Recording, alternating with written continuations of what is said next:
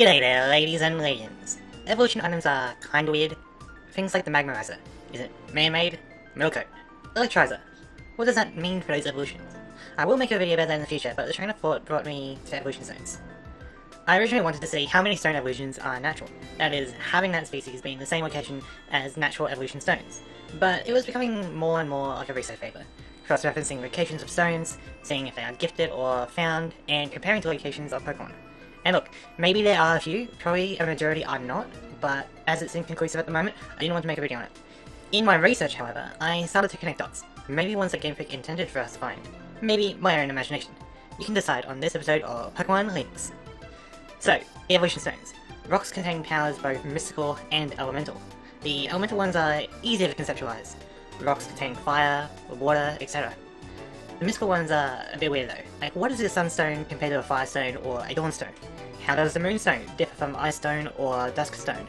Shiny stone as well. Like, what does that entail? Well, the purpose of this video is to uncover where they came from. Maybe speculating a bit on what they are, but it's the origin that is interesting. The million-dollar question is, are they man-made? A lot of the stones can be purchased over and over again with no limit on the supply. They can easily be manufactured. If we were going by the fact that they didn't want to limit to their supply, then this is definitely plausible. But personally, I don't buy it. Sure, it could make sense that scientists imbue stones with power to uncover the secrets of evolution as a catalyst, but that is oddly specific. As we all are probably aware of in the Pokemon games, there are numerous methods to evolving a Pokemon, some more apparent than others. With all these methods, it would be highly unlikely that creating unnatural catalysts could be the missing link in evolution. You would have better luck being kind to it, or giving it to someone. The scientific method would be insane, not just for stones, but any kind of evolution planning. Not only would you need to expose them to mystical stones, but you would need to take into account time of day, location, how many crits they get with a certain item, do they need to know a specific move. I think you get the point. If they were man-made, then this is likely more of an imitation or a recreation of natural phenomena. This could be plausible. Human see, human do kind of thing. However, there's already a region that can find these stones naturally, so all things considered, it doesn't seem man-made. So, a region where there are stones galore. What could it be? Well, the answer to that would be the Sinnoh region. See, in the Grand Underground of Sinnoh, not only can you mine shards and fossils, but you can also mine evolution stones. This is by far the most common way to infinitely get evolution stones. I know that the Dust Clouds and Hidden Grows in Gen 5 can produce them, but in terms of their origin, I think the Underground is the main source. It could easily be a discarded item on the surface that got shuffled around a bit, for example. Can I just say that Sinnoh is quite possibly one of the best regions? You got coal mining, wind energy, solar panel city, and even Ironworks. Granted, it's discontinued, but Sinnoh has a lot of good features. Lots of energy, resources, and production capabilities. It even has a port city in Canada for exports. Overall, Sinnoh is looking like one of the superpowers of the world. Anyway, so what does that mean if the stones are in the underground? Well, since we can find them in fossils in the same depths, it wouldn't be too crazy to imagine that they exist at the same time. So, if we have fire stones chilling with Armaldo, does that mean that Pokemon like Arcanine exists back then? Not quite. While it is possible for that to be the case, it could also be that the stones existed before the Pokemon. So then, how did the evolution stones came to be? Well, let's consider for a moment a question.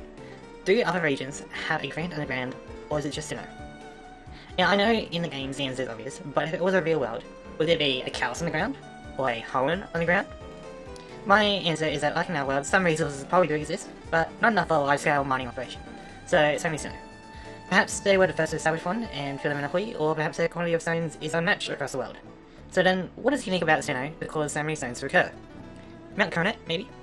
More specifically, Spear Pillar. That's right, we're bringing Arceus into this. Now look, for anything we don't know in the Pokemon world, there are always three possible answers. Arceus, the multiverse, or the unknown.